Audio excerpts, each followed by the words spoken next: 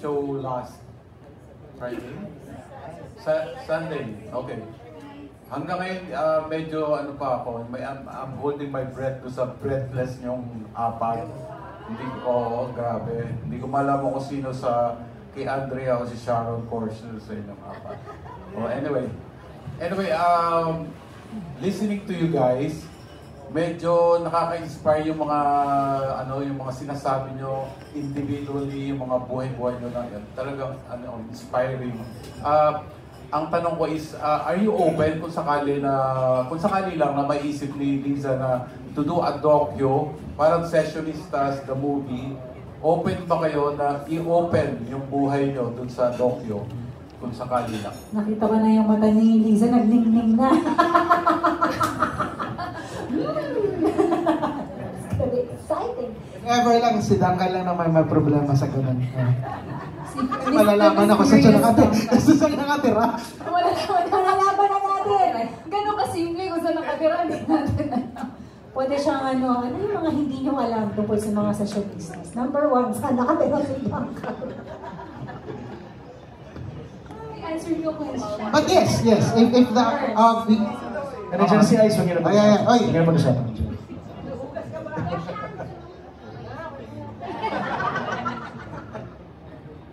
May tanong, importante. Importante. Hindi mo narinig? Hindi ko. Open.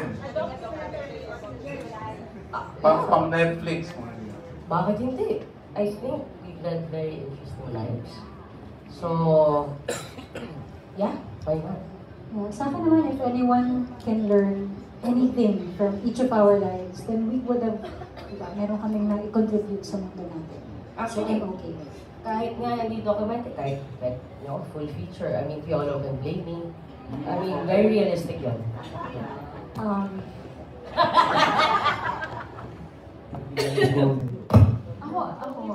Ikaw ba, June? Sabi ko nga, pag sinasabi ni Fire and Ice, G lang ako palagi. Pag sinabi ni Lisa. Kalat-karin ka lang talaga. G, ano yung sabihin ng G? Ano yung sabihin? Game. Oh, hindi na go. Ay, sama ba? Game. Sabi niya na go na ito ako. Siya po yung pinaka-ate po namin. Game na game. Ate Ju. So pwedeng open talaga yung lives niyo? Individual? Ito hindi. Siguro ano na lang, kalahati lang yung kanya. No, kasi, kumbaga, yun yung maganda rin sa amin.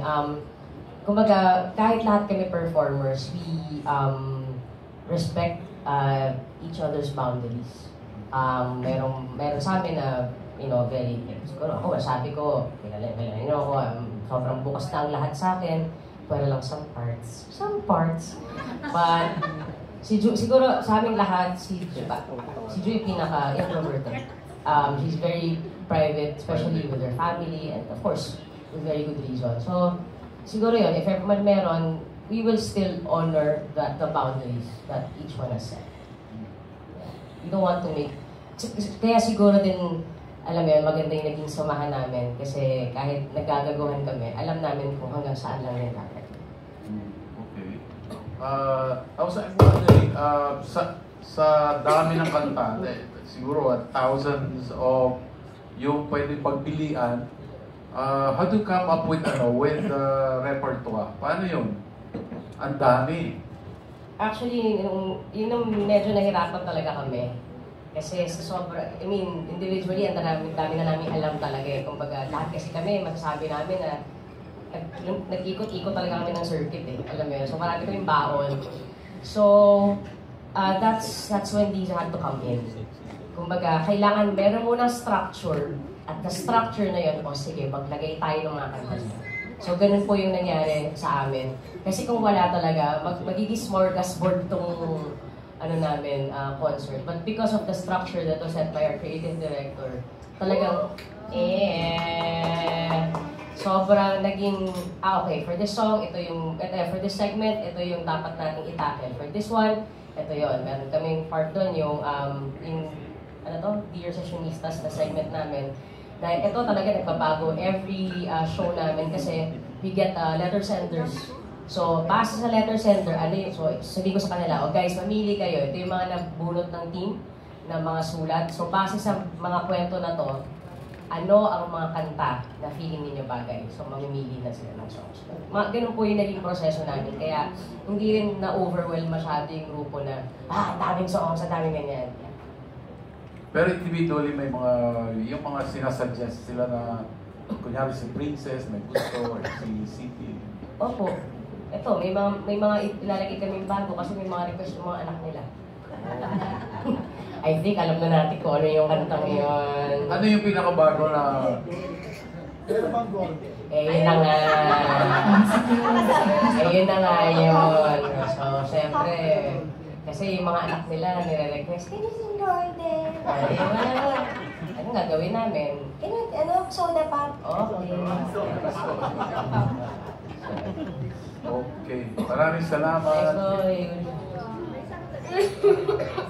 So, you mentioned Dear Sessionistas.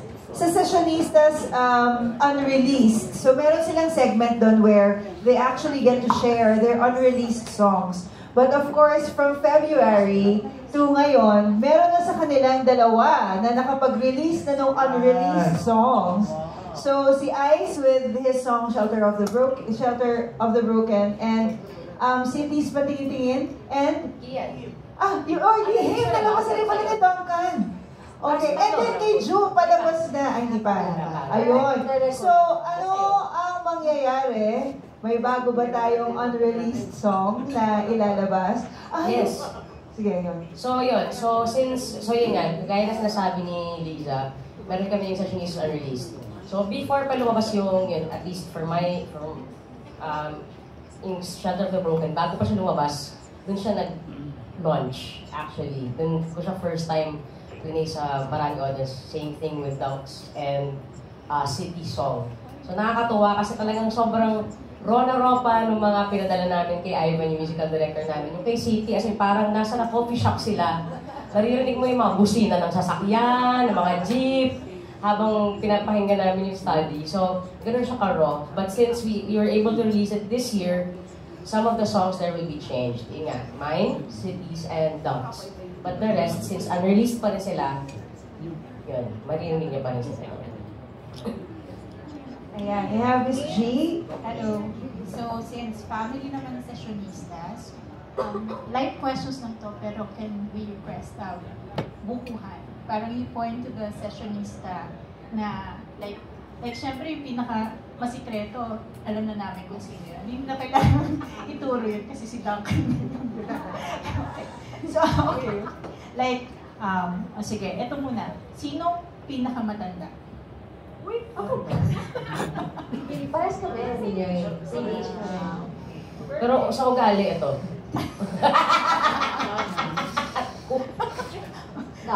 Gabitin niya yung mag-age. Okay. So next, sino pinakabata? Pwede din naman mag-raise na Kian. yan. Kian. Okay. Sino pinaka-temperamental? Temperamental ako. Joke. Isisave ko na yun. Si Juris Bulacan. Lahat ng tanong nyo, si Juris natin. Pati tailor fit sa kanya. Sino pinakamagaling sumayaw? Buto ko. Ito. Sino yung si Ice? Ice, marunong si Actually, sinabi ko kasi Duncan.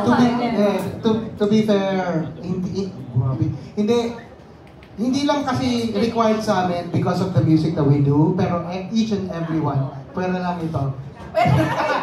But we're all actually very good dancers. When it comes down, Hindi mo totoo yan. when it comes down to it, ako na nagsasabi. Kasi syempre, wala namang aamin eh.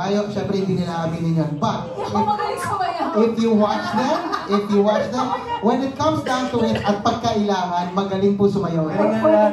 Pag saving face na, Saks lang. Para silang mga atletang gumagaling sa backstage. Ay, sige, bigla na lang lalabas. Sino pinakaiyak? Easy City yun Easy City. Ito, dalawa. Ako dati, pero ngayon medyo... Sa dalawa. Sige, Ayan, nalipat na sa kanya yung corona. Sino pinakamaraming jokes? Senyor. Senior si Kaya lang, Kian. ang tagal lang. Senior Kian. Medyo mahaba lang yung versions na. Sinong pinaka-corny? Ngayon din. Mahilig lang naman ba joke, hindi magaling. Sino antukin? Pinaka-antukin? Si Ice. Ako. Sino pinaka-fashionista? In real life, wala. Tingin ko si Kia. Kian, Si Kian, oh. Kian, Sino? itim. Ganun lang. Si City? Hindi. Pagbayad lang yung nagiging pasyonista. Kasi may budget for the stylist. Pag walang trabaho, huh? Ako pa si City. Gano'n lang din, kunwari kasi may transform ako. Hindi pa napupuhan, laglagan pa rin. Nalaglan. Sino pinaka-organized? Julie siguro. Organized. Masipag. Oo, siya yung masipag mag-aral ng kanta. Okay, and this is for everyone. Bawat isa kayo, sasagot. Kung may dadagdag na foreign artist, kung magdadagdag ang sessionistas ng isang foreign artist, sino? Like, kahit sino basta foreign artist. And why daw, sabi ni Tess. Can you please? To guest or to be a part of the session? Part. Oh my God. Wow! Dream big. Okay. Wants to? Hindi na pwede Bruno Mars kasi parang ito na yung Bruno Mars. Ikaw, Taylor Swift. Taylor Swift na, Taylor Swift. Siya na yung pabansa. Love it. Ikaw, Jo. Ako si Sarah Bareilles. Ganda ng boses ni Marlene. Magaling pong sulat. Baka pwede akong gawa ng gawa. Buhay patay. Buhay naman. Kasama niya Okay, sa atin. sabi nila. So, multo. Next Love 7 na ba? 14 na tayo. Kasi hindi si Michael Jackson. Ay, gusto mo talaga sumayaw. Yung buhay na ngayon. After I mean, like yung bagay sa grupo na gano'ng klase. O... Sino yung gusto nyo?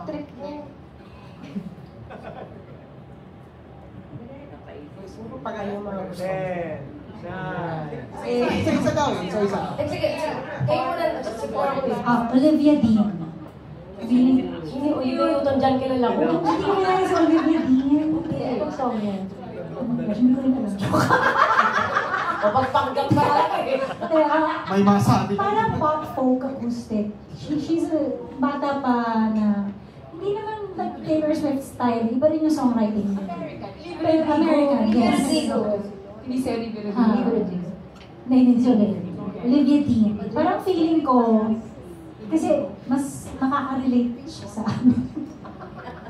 Kasi alam ko Para na alam na natin yung kung bago. Alam ko na yung sa akin, si Tracy Chapman. Buhay pa. Hindi.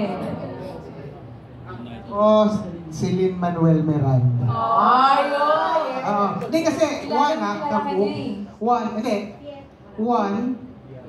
parang kaugali natin siya. Alam mo yun, yung game siya with whatever. Tapos since teatro siya, willing din yan mag-transform to kung ano yung kailangan natin gawin. 3, wala tayong rapper. Di ba? Pero ang tingin mo sa akin, bro? I mean, Para tayong K-pop, kailangan nila. gusto sa bagay, Pero, hindi, ang sinasabi ko lang is, di ba ang ano natin dito, iba-iba. So, mas maganda kung meron tayong rapper. Diba? Kaya. Tawagan ko. Yeah. Hey, man. Buhay, no? Dapat. No? Buhay. Makontak pa natin kung kasama siya. Siguro, hirap naman itong tanong niyo, ma'am. Hindi talagang parang feeling ko that kailangan tama yung may sagot ko. Pero siguro reggae na artist. Para medyo ibang tema naman sa akin. Diba? Yung apo ni Bob Marley. Oh, yun na lang. Si Junjun. With an H.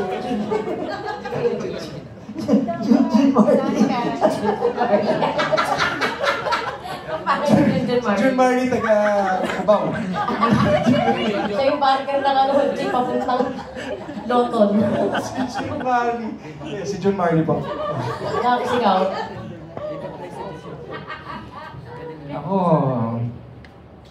Ako, music soul child, kung narinig lang siya. He's the next next best thing after Michael Jackson sa akin. Music Social. Maraming salamat. Hindi lang kayo masarap pakinggan, masarap itong panahon. Thank you guys. Thank you very much.